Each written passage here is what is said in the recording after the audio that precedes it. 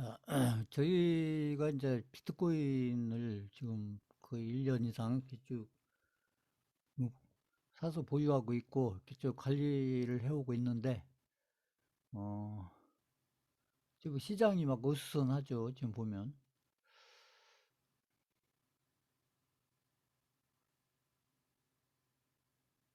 자, 그래서 이제 최근에 지금 있었던 일이 이제, 여기 FTX라고 이게 세계 3위 거래소인데, 이게 지금 파산이 됐잖아요. 그래서 이제 그 개인 투자자들이 특히 이제 손실이 많이 났다. 그래서 뭐 거의 못 찾는다. 그래서 아마 이 비트코인을 이제 저희가 이제 업비트에서 이제 저희는 가지고 있는데, 그래서 업비트는 그러면 괜찮을 거냐? 근데 이제 여기서 보면, 그래서 이제 그래서 업비트는 괜찮을 거냐? 지금 이렇게 세계 3위 거래소 그 FTX가 지금 파산이 났는데, 그 저희가 지금 그 비트코인을 가지고 있는 이 업비트는 안전할 거냐, 그 위험이 없느냐, 요 부분에 대해서 잠깐 이렇게 이제 생각을 해보면, 100%란 건 없어요. 100%란 건 없는데, 어차피 이제 그 아무튼 그 FTX가 그 세계 3위 그 거래소인데, 이게 지금 뭐 파산을 신청했다. 그래서 빚만 거의 66조 원에 해당되는 이런 거에서, 이게 이제 10년 전에 금융위기 올 때 뭐 니먼 사태 비슷하다 뭐 이런 식으로 이제 언론에서 얘기를 하고 있는데, 이렇게 이제 거래소가 이제 파산이 되면 그 개인 투자자들의 그 코인들, 비트코인을 비롯한 코인들이 어떻게 되느냐, 결론적으로 이제 문제가 생기는 거고, 이제 이런 일이 전에도 한 4, 5년 전, 5, 6년 전에도, 그때도 뭐 바이낸스, 지금 세계 1위의 지금 거래소인 바이낸스가 이 비슷한 상황이 있었어요. 그때는 저희가 이제 비트코인 안 하고 있을 텐데, 그때도 뭐 바이낸스가 망한다 어쩐다 막 그 여러 가지 얘기가 있었는데, 결국은 망하지 않고 지금 현재 이제 세계 1위 그런 거래소가 지금 돼 있다, 이런 거고요. 그래서 그때도 생각해 보면, 그때 몇 년 전에, 그러니까 몇 년 전에 이렇게 바이낸스, 지금 제가 그때 바이낸스 보여드리면서 설명도 하고 그랬는데, 이 바이낸스가 이렇게 파산이 된다 어쩐다 했었을 때, 그때 비트코인 가격이 엄청나게 하락을 했었다. 엄청나게 하락을 했었는데, 그때 이랬을 때 파산이 된 건 아니고, 파산이 될 수도 있다. 파산이 될 수도 있다. 파산 가능성이 있다. 그러니까 이런 얘기들이 언론을 통해서 이렇게 나올 때, 당연히 이제 비트코인 가격이 폭락을 했는데, 이때 누군가는 비트코인을 저가에 엄청나게, 아무튼 저가에 엄청나게 매수를 한 사람들이 있다. 그게 누구겠어요? 그게 세력이죠, 세력. 이게 세력들이 그때 몇 년 전에 바이낸스가 파산된다 어쩐다 했을 때, 그래서 비트코인 가격이 폭락을 해서 그 지금 가격으로 따지면 뭐 300만 원, 200만 원 뭐 이 정도 가격까지 이렇게 떨어졌을 때, 그 얼마나 쌌어요? 그때 누군가는 비트코인을 쓸어 담았다는 얘기죠. 그때 당시에. 이게 뭐 그런 적이 있었는데, 지금 이제 세계 3위인 FTX가 이렇게 파산이 지금 돼서, 그렇다고 지금 보면, 지금은 보면은 이때하고 다르게, 이게 FTX가 파산이 됐다고 해서 이 비트코인 가격이 엄청나게 떨어진 것도 아니에요. 이게 조금 떨어지긴 했지만, 이게 막 폭락이 나오고 이런 건 아니다는 얘기죠. 이런 건 아니고, 그냥 조금 떨어졌어요. 조금 제가 봤을 때. 그러니까 뭐 2천, 뭐 우리 업비트 기준으로 하면은 2천 한 700만 원, 800만 원 이렇게 가던 가격이 지금 2,200 이렇게 내려왔기 때문에 한 500만 원 정도 이렇게 내려온 건데, 이건 뭐 폭락도 아니고 그냥 조금 떨어진 거예요. 제가 때는 뭐 그 급락이라고 할 수도 없고, 뭐 아무튼 지금 상황은 그렇다. 그렇죠. 언론이나 뭐 웨스커나 이런 데서 막 엄청 심각하게 얘기하고 있지만 그렇다고 해서 지금 비트코인 가격이 폭락이 나왔냐?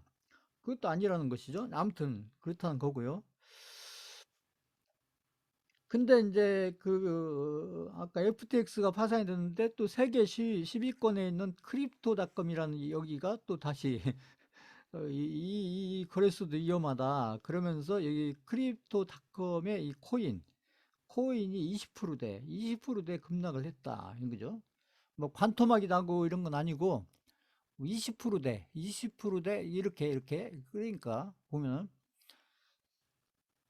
그래서 세계 10위권에 있는 이 크립토닷컴도 이렇게 위험해지고 있다. 지금 상황이 그렇다는 거죠. 지금 그러니까 이제 아까 FTX가 망하면 이게 파산이 됐는데 그러니까 이거 하나로 끝나는 게 아니라 그 다음 또 이렇게 10위권에 있는 크립토닷컴도 위험해지고 있다. 이제 이렇게 되는 거예요. 여기 보면 이렇게 해서 연쇄적으로 이렇게 연결이 된다는 얘기죠. 자, 근데 이제 여기서 우리가 생각을 이제 하나 해봐야 되는 게 뭐냐면 FTX가 결국은 이제 이렇게 파산이 됐는데 그 이유가 뭐냐 이게 이유가 여러 가지 이유가 있겠지만 그 이유들 중에서 이게 가장 큰 이유가 뭐냐 이렇게 생각을 해보면 FTX라는 거래소가 이렇게 위험해진 것은 다른 게 아니라 그 FTX 거래소에서 자체적으로 만들어낸 그죠 코인 그 코인을 가지고 자기네들이 만들어낸 코인 가지고 사기를 치다가 결국 문제가 생겼다 이런 얘기죠. 사기를 치다가 일부적인 문제가 아니고 FTX 거래 자체적으로 만들어낸 코인 FTX 거래소에서 만들어낸 자체 코인 자기네들이 만들어낸 코인 가지고 사기를 치다가 이게 문제가 됐다 이런 얘기죠. 그러니까 이게 이제 어떤 외부적인 거에서 문제가 된 게 아니고 이 거래소 문제다는 얘기죠. 이게 거래소 자체 문제다는 얘기, 자체 문제. 거래소 자체 문제. 여기서 중요한 게 거래소 자체에서 만들어낸 이 코인 이게 문제인 거야. 이게 자체에서 만들어낸 코인. 거래소 자체에서 만들어낸 코인. 이게 거래소 자체에서 만들어낸 코인이 있느냐 없느냐. 이게 문제라는 거죠. 그래서 이게 지금 FTX 같은 경우 세계 3위권 거래소에 있는데도 결국에 파산이 될 수밖에 없었던 것은 자기네들이 만들어낸 코인을 가지고 사기를 치다가 이 사기는 누구를 대상으로 쳤겠어요? 결국 투자자들을 대상으로 쳤지 않겠어요?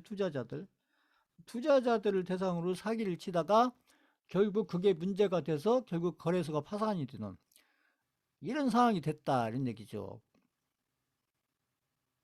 이게 핵심이에요. 핵심. 요게 핵심. 요게 핵심입니다. 이게. 자, 그러면 이게 지금 바이낸스 같은 경우는 그럼 자체에서 만든 코인이 없느냐? 바이낸스도 있다는 거죠. 바이낸스도 자기네들에서 자체 발행한 코인이 있는데 그럼 바이낸스는 왜 지금 문제가 안 생겼냐? 이거죠. 똑같이 바이낸스도 아까 FTX처럼 자기들이 만들어낸 코인이 있는데 왜 FTX는 문제가 돼서 파산까지 가는데 바이낸스는 지금 아무 문제가 없고 오히려 바이낸스는 지금 이런 와중에 바이낸스는 뭐냐? 바이낸스는 지금 지점을 오히려 지금 늘리고 있다. 지금 이런 와중에 바이낸스는 그래서 돈 많은 중동에 가서 그 석유 때문에 돈이 많은 중동에 가서 막 거기다 지사 내고 또 영국에도 지점 내려고 지금 신청하고 있고 거꾸로 바이낸스는 왜 코인이 있는데도 문제가 안 되냐? 그러니까 이게 중요한 거예요.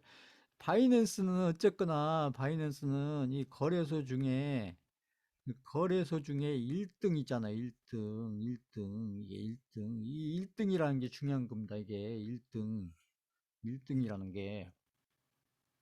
그래서 제가 종목 우량주 얘기할 때도 이런 의미예요. 우량주 저희가 할 때도 저희가 무조건 1등주를 해야 된다. 1등도. 이 비슷한 얘기입니다. 비슷한 얘기.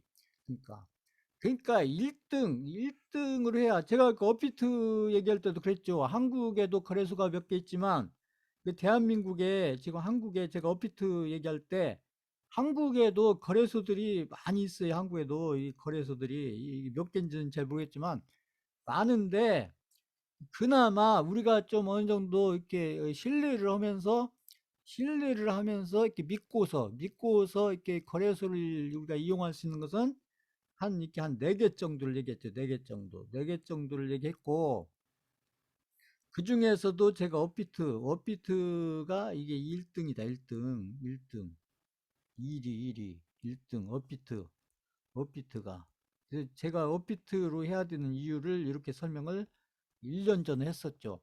1년 전에. 나중에 혹시라도 무슨 일 생길지 모르니까 항상 제가 얘기했듯이 그러니까 설령 업비트에서 주는 혜택이 없거나 업비트에서 주는 혜택이 적다고 하더라도 나중에 미래에 생길 리스크를 생각하면 이렇게 1등을 찾아서 해야 된다. 1등을 지금 이 비슷한 것이 지금 뭐냐면 지금 이게 금리 문제 있잖아요. 이게 적금예금. 이 비슷한 게 적금예금을 드는데 지금 주변 분들 보시면 다 지금 그 예금 적금을 어디에다 하고 있어요? 지금 막 저축은행, 신협, 무슨 새마을금고 이런 데 가서 지금 이런 데로 이렇게 이게 큰 은행들 있잖아요. 그래서 국민은행, 뭐 이렇게 하나은행, 우리은행, 신한은행 이렇게 큰 은행에 있었던 이쪽에서 적금 들고 예금 들던 돈을 빼가지고 이렇게 금리를 많이 주는 이렇게 이게 저축은행 이쪽으로 옮기고 있잖아. 옮기고 왜 이쪽이 금리가 높으니까. 그러면 이쪽에 금리를 왜 금리를 이쪽에 이렇게 높이 주냐는 얘기죠. 높이 주냐, 그 금리를 왜 높게 주냐 아니죠. 그러니까 이게 왜 그래요? 그만큼 리스크가 크니까 금리를 높게 주는 거죠. 리스크가 크니까 그러니까 예금이자 적금이자를 1%든 2%든 저주는 것이죠. 세상에 공짜가 어디 있어요? 다 대가가 있는 거지. 이게 응? 그러다가 금리 1, 2%더 받다가 그러다가 이 저축은행이 망한다든지 뭐가 망한다든지 뭐 거기에 들었던 적금 예금 이런 게 어떻게 되는 거예요? 보면은 그러니까 이럴 때일수록 다른 사람들은 다 적금 예금을 다 이렇게 신협이나 농협이나 뭐 아니 이쪽에 막 저축은행 이렇게 할 때 반대로 가야 된다. 제가 반대로 가야 된다. 제가 이태원 사건도 제가 얘기했지만 그 사람이 몰리는 곳이 리스크가 크다. 항상 뭐든지 사람이 몰리는데 왜 몰리겠어요? 거기에서 무슨 혜택을 주거나 뭔가 그렇잖아요. 뭔가 유리한 것을 주니까 해리한 걸. 근데 그걸 공짜로 주겠어요? 그만큼 리스크가 있으니까 그만큼 리스크에 대해서 하는 거죠. 그래서 항상 미래에 생길 리스크를 이렇게 미리 관리를 해 가려면 항상 이렇게 1등을 찾아가면 된다. 1등을. 대신에 내가 받을 수 있는 혜택, 조그마한 사소한 혜택들을 포기하면 되는 거예요. 자, 그러니까 이 경우도 이제 이런 것들을 잘 보여주는데 지금 그래서 지금 그 알트코인 제가 얘기한 알트코인들에 대해서 제가 계속 얘기했잖아요. 알트코인들이 지금 한 7만 개, 8만 개 알트코인들이 있는데 지금 이 7만 개, 8만 개 알트코인들이 나중에 몇 개나 살아남을 거냐 이 얘기죠. 몇 년 후에 갔을 때. 그래서 제가 했는데 알트코인들은 절대 이렇게 투자를 하시면 안 된다. 투자를 하면 안 된다. 그냥 그때 기간을 위해 제가 얘기했던 그 시즌이 왔을 때 그냥 매매로 끝내야 된다. 매매로. 그러면 지금 현재로서 봤을 때 안전하다. 우리가 리스크가 적다. 안전하다는 것은 리스크가 적다는 거죠. 리스크가 없다는 게 아니고 리스크가 적다. 리스크가 적은 코인은 결국 비트코인밖에 없다는 얘기죠. 제가 이제 그 이더리움하고 리플 이렇게 얘기했지만 결국 그 비트코인을 중심으로 이렇게 하고, 이런 시가총액 2인 이더리움하고 시가총액 3인 리플을 조금 이렇게 이제 비중을 적게 이렇게 같이 포트폴리오로 이렇게 가지고 있는 것은 좀 의미가 있다. 그래서 제가 이제 그 이더리움하고 리플을 제가 좀 이렇게 말씀드린 거예요. 그래서 이제 아무튼 1등이라는 게 중요하다. 그러면 업비트는 어쩔 거냐? 이런 얘기죠. 그 업비트는 안전할 거냐? 이렇게 이제 생각을 했을 때, 일단 지금 업비트의 상황을 보면, 업비트가 지금 세계적인 거래소로 봤을 때 지금 어떤 위치에 있느냐 이렇게 보면, 지금 업비트가 이제 거래량 수준으로 보면은 세계에서 한 7위권에 있다니. 7위권 업비트가, 저희가 지금 비트코인을 관리하고 있는 업비트가 지금 규모로 따지면, 거래량 규모로 따지면 세계 7위고, 이 세계 7위인데 이 업비트의 거래는 미국의 최대 거래소인 이 코인베이스보다도 순서가 높다는 얘기죠. 업비트 순서가, 이게 거래량으로 따지면. 그러니까 세계적으로 수많은 거래소들이 있는데, 거기에서 그 위치로 보면은 거의 세계 7위권의 거래소이고, 그래서 규모로 따지면 상당히 큰 거래소다는 얘기죠. 그러니까 한국에도 보면 이게 거래소들이 많이 있어요. 한국에도 거래소들이 많이 있는데, 결국은 한국에서 한국 시장, 한국의 코인 시장에서 이 거래량으로 따지면 거의 이 업비트에서 차지하는 거래량이 거의 한 70%, 80% 돼요. 70, 80%. 그러니까 그 압도적인 거죠, 보면. 자, 그러니까 이제 업비트라는, 한국에 있으니까 업비트는 조그마한 거래소일까 이렇게 생각할 수 있는데, 아니라는 거죠. 업비트 정도면 거의 거래량 규모로 따지면 거의 세계적인, 그렇죠. 이 정도면 거의 세계적인 규모라는 거죠. 그러니까 업비트의 규모가 절대 거래소로서 적은 거래소가 아니고 거의 세계적인 거래소다. 그러니까 세계적으로 보면 거의 한 7위권에 있는 거래소이기 때문에 규모가 상당히 크다. 이런 얘기고요. 그 다음에 업비트의 이제 안전성을 우리가 따져보면, 업비트는 자체적으로 발행한 코인이 없다. 이게 중요해요. 없다. 그러니까 업비트에서는 자체적으로 발행한 코인이 없기 때문에 자기들이 만든 코인 가지고 사기를 칠 일이 없다는 얘기죠. 업비트 자체적으로 만들어내는 코인이 없으니까 자기들이 만드는, 아까 그 FTX처럼 자기네들이 만들어낸 코인이 없으니까 그 자기들 코인 가지고 투자자들을 대상으로 사기칠 일이 없다.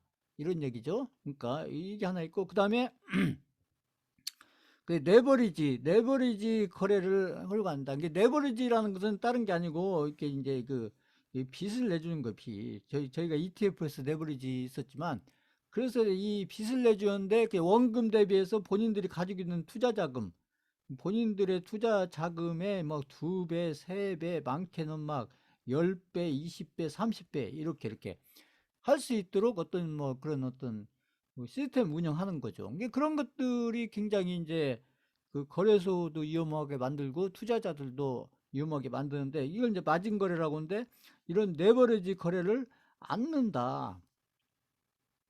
그러니까 이런 것들이 위험하다는 거죠. 그러니까 이런 것들이 없다는 얘기죠. 이런 게 아까 이제 코인도 없고 그 레버리지 거래도 이런 것도 없고, 그 레버리지 거래도 없고, 그러니까 그만큼 이제 위험이 적다는 얘기죠. 이런 게 없기 때문에, 이런 게 없으니까 그만큼 위험이 적다는 얘기죠. 위험이 적다. 그 다음에 좀 어려운 얘기인데, 이제 트래블루를 업비트 같은 경우는 좀 트래블루를 시행하기 때문에, 트래블루라는 것은 이제 이게 이제 업비트로 어떤 코인이, 이게 업비트 있잖아요. 업비트로 이렇게 어떤 코인이 들어오고 나가고 할 때, 이게 어디서 들어오고 어디로 나가고, 이게 체크가 된다는 거죠. 이게 응? 그러니까 뭐냐면 이제 이게 뭐라고요? 막 지금 이제 보면은 이제 거래소를 통해서 특히 코인 거래소를 통해서 무슨 뭐 이렇게 자금 세탁이라든지 있잖아요. 자금 세탁. 이 자금 세탁을 누가 해요? 되게 이렇게 도박 자금이라든지 그렇잖아요. 도박 자금이라든지 뭐 마약 자금이라든지 예를 들어서 이렇게 어떤 있잖아요. 문제성 있는 이런 이 자금들을 이게 도박이나 어떤 마약이나 이런 것들 있잖아요. 이런 것과 관련된 자금을 이렇게 어떤 거래소를 통해서 관리할 수가 있는데 이 트래블류를 사용하기 때문에 이런 자금들이 들어올 수가 없다는 얘기죠. 이런 자금들이 그죠? 들어올 수도 없고 그런 쪽 빠질 수도 없다. 그러니까 이런 자금들이 없기 때문에 이게 뱅크런 그러니까 막 업트에서 돈이 팍 빠진다든지 이럴 가능성이 그렇게 높지가 않다는 얘기죠. 그러니까 그만큼 이제 위험이 적다. 이런 얘기고요. 그러니까 아까 FTX에서 문제가 생겼거나 앞으로 문제가 생길 가능성이 있는 코인들 그런 거래소들에 비해서 지금 그만큼 위험성이 지금 낮은 상태로 있는 게 지금 업비트다. 그 다음에 이제 우리가 회사를 얘기할 때 여기 이제 업비트 같은 경우는 이게 이제 보면 이렇게 두나무라는 이제 기업에서 운영을 하고 있는데 이 두나무의 어떤 이게 재무제표를 보면 거기에 뭐 크게 문제가 보이지 않는다. 물론 이걸 재무제표를 보고 뭐 100%알 수는 없지만 그러니까 재무제표상으로 크게 문제가 있지도 않다는 얘기죠. 그 다음에 이제 여기서 보면 카카오, 제가 얘기하는 카카오가 이쪽 두나무 있잖아요. 두나무의 3대 주주다. 세 번째 주주다. 그러니까 첫 번째 주주면 더 좋겠지만, 그래도 세 번째 주주다. 그 지분을 한 11% 정도 가지고 있기 때문에, 만약에 어떤 사태가 생기면은 카카오가 가만히 있겠느냐. 이제 이런 얘기고요. 그러니까 그 돈 많은 카카오가 가만히 있겠느냐. 이제 이런 어떤 게 어떻게 보면은 뭐 아무튼 이런 보장 장치들이 있다는 얘기죠. 그래서 업비트는 지금 아까 제가 설명드린 그런 몇 가지 것들을 이렇게 체크를 해보면 아까 이제 크립토닷컴이나 FTX나 그다음에 앞으로 좀 위험성이 있어 보이는 그런 거래소들에 비해서 그래서 상당히 업비트는 이게 100%는 아니지만 그 상당히 괜찮아 보인다. 그리고 코인 투자는 아까 비트코인 위주로 지금은 해야 된다. 이렇게 결론을 내릴 수가 있고 그래서 뭐 100%뭐 안전하다 이런 건 없으니까요. 어차피 그러니까 근데 이 정도로 봤을 때 이제 업비트 정도면 아까 규모라든지 아까 그 문제성 있는 어떤 코인들 그 다음에 아까 이제 그런 자금의 성격 뭐 여러 가지 트래블률 뭐 여러 가지 것들을 봤을 때 그런 조건들로 보면 업비트 정도면 이제 투자자들이 그렇게 너무 이렇게 막 걱정 안 하고 그쪽에서 관리해도 그러니까 문제가 없어 보인다 이런 얘기입니다. 근데 뭐 이런 정도면 됐죠 뭐 이런 정도. 어차피 100%라는 건 없으니까 이렇게 해서 그래서 이제 이런 면에서 업비트는 상당히 이제 리스크 관리를 제가 봤을 때는 상당히 잘한 것 같아요.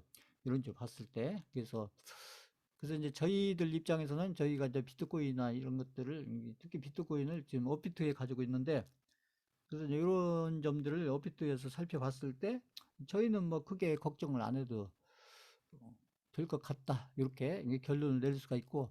근데 그런 걸로 너무 걱정하지 마시고. 그래서 아까 저 비트코인은 사는데, 사면 어디서 사겠어요? 업비트에서 사야죠. 보면. 어떤 분들은 이제 이걸 뭐 자기 지갑이나 이렇게 개인 지갑으로 빼야 되는 거 아니냐. 굳이 좀 그럴 필요까지는 없어 보여요. 지금 자, 그래서 지금 이제 아무튼 FTX나 뭐 이런 그 거래소 파산 때문에 지금 악재로서 굉장히 어수선한데, 지금 저희가 지금 이게 아무튼 거래하고 있는 업비트는 나름대로 이렇게 위험성이 적어 보인다. 그렇기 때문에 나름대로 좀 안전해 보인다.